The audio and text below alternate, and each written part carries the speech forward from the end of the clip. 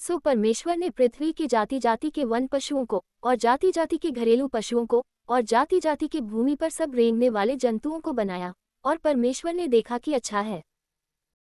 फिर परमेश्वर ने कहा, हम मनुष्य को अपने स्वरूप के अनुसार अपनी समानता में बनाएं, और वे समुद्र की मछलियों और आकाश के पक्षियों और घरेलू पशुओं और सारी पृथ्वी पर और सब रेंगने वाले जंतुओं पर जो पृथ्वी पर रेंगते हैं अधिकार रखें। तब परमेश्वर ने मनुष्य को अपने स्वरूप के अनुसार उत्पन्न किया, अपने ही स्वरूप के अनुसार परमेश्वर ने उसको उत्पन्न किया, नर और नारी करके उसने मनुष्यों की सृष्टि की। और परमेश्वर ने उनको आशीष दी और उनसे कहा, फूलो फलो और पृथ्वी में भर जाओ और उसको अपने वश में कर लो, और समुद्र की मछलियों तथा आकाश के पक्षियों और पृथ्वी पर रेंगने वाले सब जंतुओं पर अधिकार रखो। फिर परमेश्वर ने उनसे कहा, सुनो, जितने बीज वाले छोटे छोटे पेड़ सारी पृथ्वी के ऊपर हैं और जितने वृक्षों में बीज वाले फल होते हैं, वे सब मैंने तुमको दिए हैं, वे तुम्हारे भोजन के लिए हैं। और जितने पृथ्वी के पशु और आकाश के पक्षी और पृथ्वी पर रेंगने वाले जंतु हैं, जिनमें जीवन के प्राण हैं, उन सब के खाने के लिए मैंने सब हरे हरे छोटे पेड़ दिए हैं। और वैसा ही हो गया। तब परमेश्वर ने जो कुछ बनाया था सबको देखा, तो क्या देखा कि वह बहुत ही अच्छा है। तथा सांझ हुई फिर भोर हुआ, इस प्रकार छठवां दिन हो गया। यो आकाश और पृथ्वी और उनकी सारी सेना का बनाना समाप्त हो गया। और परमेश्वर ने अपना काम जिसे वह करता था सातवें दिन समाप्त किया, और उसने अपने किए हुए सारे काम से सातवें दिन विश्राम किया।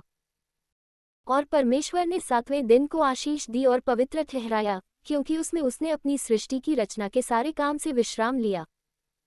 आकाश और पृथ्वी की उत्पत्ति का वृतांत यह है कि जब वे उत्पन्न हुए, अर्थात जिस दिन यहोवा परमेश्वर ने पृथ्वी और आकाश को बनाया, तब मैदान का कोई पौधा भूमि पर न था और न मैदान का कोई छोटा पेड़ उगा था, क्योंकि यहोवा परमेश्वर ने पृथ्वी पर जल नहीं बरसाया था और भूमि पर खेती करने के लिए मनुष्य भी नहीं था।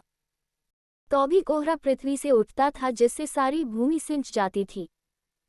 और यहोवा परमेश्वर ने आदम को भूमि की मिट्टी से रचा और उसके नथनों में जीवन का श्वास फूंक दिया, और आदम जीवता प्राणी बन गया। और यहोवा परमेश्वर ने पूर्व की ओर अदन देश में एक वाटिका लगाए और वहां आदम को जिसे उसने रचा था रख दिया। और यहोवा परमेश्वर ने भूमि से सब भांति के वृक्ष जो देखने में मनोहर और जिनके फल खाने में अच्छे हैं उगाए, और वाटिका के बीच में जीवन के वृक्ष को और भले या बुरे के ज्ञान के वृक्ष को भी लगाया।